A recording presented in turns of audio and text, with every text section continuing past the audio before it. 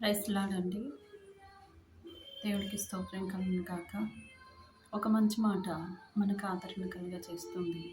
ఆ మాట కీర్తనల గ్రంథము 1వ అధ్యాయము 2వ వచనము చదువుకుందామండి.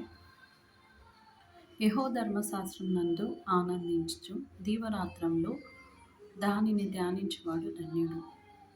3వ వచనము, అతడు నీటి కాలువల ఏరన నాటబడినదై ఆకువాడక తన కాలమందు ఫలమిచ్చు చెట్టు వలనే ఉండును. అతడు చేయనిదంతయు సఫలమగును.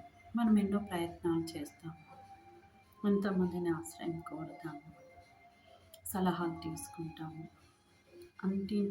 అన్ని ప్రయత్నంలో ఫలించినప్పుడు బాధపడతాము. చేతనిచ్చి ఆలోచన చెప్పి జ్ఞానయుక్తముగా ఈ జీవితంలో కొనసాగించుటకు మనకు పరిశుద్ధ గ్రంథంలో యేసుక్రీస్తు వారి యొక్క తోడు, సహవాసము, సహాయము, సహకారము మనకెంతో మేలు. Praise the lord. రోజు కూడా వాక్యం ధ్యానిస్తూ మన జీవితాలను మాదిరికరంగా మార్చుకుందాం. Praise the lord. ఆమేన్.